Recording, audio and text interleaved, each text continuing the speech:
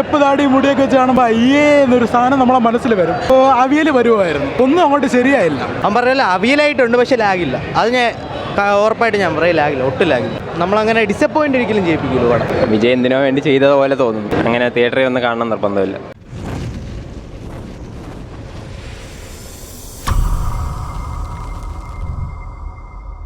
വിജയ് ഫാൻസിന് എല്ലാവർക്കും സെലിബ്രേറ്റ് ചെയ്യാൻ പറ്റുന്ന ഒരു പടമാണ്. അടിപൊളി വിഷയം, വേറെ ലെവല്. വിജയുടെ കരിയറിൽ വൺ ഓഫ് ദ ബെസ്റ്റ് പടമാണ്.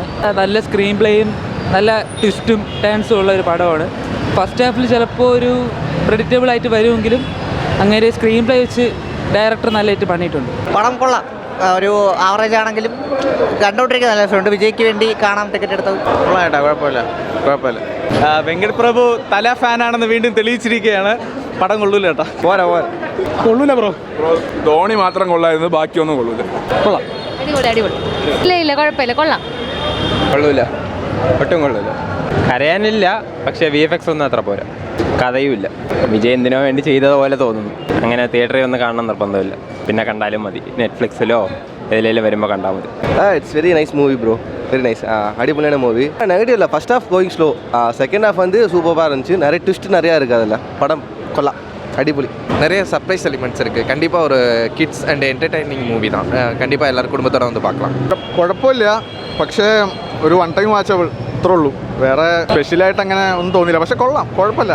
സീറോ എക്സ്പെക്റ്റേഷൻ ആയതുകൊണ്ടായിരിക്കും. അത്ര ഹൈപ്പൊന്നും ഉണ്ടായിരുന്നില്ലല്ലോ ട്രെയിലറും പോസ്റ്ററും. എന്നാലും it's okay, one time watchable, അത്രേ ഉള്ളൂ.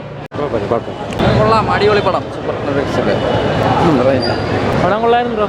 പിന്നെ DAGിലെ ഒരു ട്രോളൊക്കെ വന്നു. DAGിങ്ങൊക്കെ സെറ്റായിരുന്നു, പക്ഷേ ഏറ്റവും ചില പടങ്ങളൊക്കെ മോശമായിരുന്നു. പിന്നെ VFX കുറച്ച് ബോറായിപ്പോയി, തുടക്കമൊക്കെ ഉള്ള. അവർ കണ്ടിരിക്കാം, ബോറൊന്നും. അണ്ണൻ്റെ കരിയർ ബെസ്റ്റ് പടം. നല്ല പടം, സൂപ്പർ. കൊള്ളാം, കണ്ടിരിക്കാൻ നല്ല രസമുണ്ട്. എനിക്ക് ഇഷ്ടപ്പെട്ടില്ല, എൻ്റെ അഭിപ്രായം ഇഷ്ടപ്പെട്ടില്ല. പോരാ. പടം എങ്ങനെയുണ്ടെന്ന് ചോദിച്ചാൽ മിഡാണ്, ഒരു ബിലോ ആവറേജ് എന്ന് തന്നെ പറയാം. ഫസ്റ്റ് ഹാഫ് പ്രെഡിക്റ്റബിൾ ആയിരുന്നു, ബട്ട് വീണ്ടും കുഴപ്പമില്ല എന്നുള്ളൊരു ലെവലായിരുന്നു. സെക്കൻഡ് ഹാഫ് അവിയൽ വരുമായിരുന്നു, ഒന്നും അങ്ങോട്ട് ശരിയായില്ല. ദെൻ മ്യൂസിക് ആയിരുന്നു ഒരു കല്ലുകടി.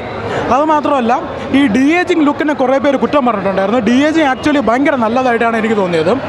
പക്ഷേ വിജയുടെ വയസ്സായിട്ടുള്ള ഗെറ്റപ്പ് കാണിക്കുമ്പോൾ വെപ്പ് താടിയാണ്, മുടിയാണ്. ഇത്ര കാലം നമ്മൾ ജനിച്ചപ്പോൾ തൊട്ട് കണ്ടു കാണുന്ന ഒരു നടനാണ് വിജയ്.